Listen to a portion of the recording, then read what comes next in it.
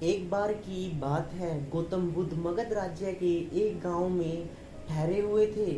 गांव से थोड़ा बाहर एक मोची अपने परिवार के साथ रहता था। उस मोची के घर के पास एक तालाब था।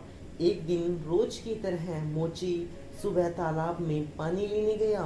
वहां उसने तालाब में अद्भुत पुष्प देखा। वह पुष्प देखने में बहुत ही सुंदर था और चमत्कारी भी प्रतीत हो रहा था। मोची ने तुरंत ही अपनी पत्नी को बुलाया और वह पुष्प उसे दिखाया। मोची की पत्नी आध्यात्मिक और धर्म में आस्था रखने वाली थी। वह पुष्प को देखते ही समझ गई कि जरूर यहाँ से महान गौतम बुद्ध गुजरे होंगे।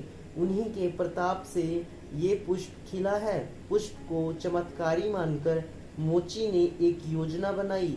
उसने अपनी योजना के बारे में अपनी पत्नी को बताया कि वह इस पुष्प को राजा को देगा और उनसे खूब सारी स्वर्ण मुद्राएं लेगा। उसकी पत्नी ने भी सोचा कि ये पुष्प उनके किसी काम का नहीं है, इसे राजा को ही दे दो, कम से कम कुछ कमाई तो होगी।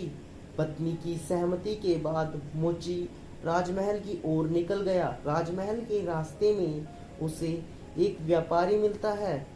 मोची के हाथ में पुष्प को देखकर वह रुक जाता है और मोची से पूछता है कि भाई, यह पुष्प कहाँ लेकर के जा रहे हो?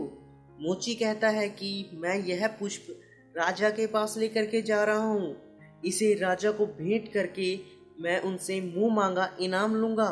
व्यापारी ने मोची को प्रस्ताव दिया कि तुम यह पुष्प मुझे दे दो, मैं तुम्हें इसके बदले 100 स्वर्ण मुद्राएं दूंगा। मोची सोच में पड़ गया। उसने सोचा कि जब व्यापारी इस पुष्प के लिए 100 स्वर्ण मुद्राएं दे रहा है तो राजा तो और भी ज्यादा देगा।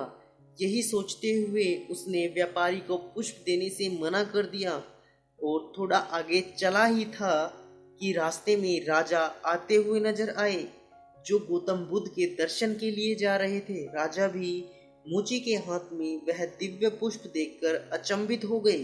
राजा ने मोची को उस पुष्प के बदले 1000 स्वर्ण मुद्राएं देने को कहा। यह सुनते ही मोची के मन में अजीब सी चेतना आई और वह राजा को पुष्प न दे करके दौड़ता हुआ सीधे महात्मा बुद्ध के पास पहुंचा। महात्मा बुद्ध मोची को देख करके हैरत में पड़ गए। उन्होंने मोची से पूछा तो मोची ने उन्हें सारी बात बताई। उसके बाद मोची ने वह पुष्प महात्मा बुद्ध के चरणों में अर्पित कर दिया और उनसे कहा कि पहले मेरे मन में पुष्प को देखकर लालच आ गया था, लेकिन अब मैं समझ गया हूँ कि जिसकी छाया पड़ने पर एक पुष्प इतना दिव्य हो गया है, अगर मैं उसकी शरण में चला जाऊं तो मेरा जीवन भी धन्य हो जाएगा। इसके बाद वह मोची जीवन पर्यंत महात्मा बुद्ध का शिष्य बना रहा।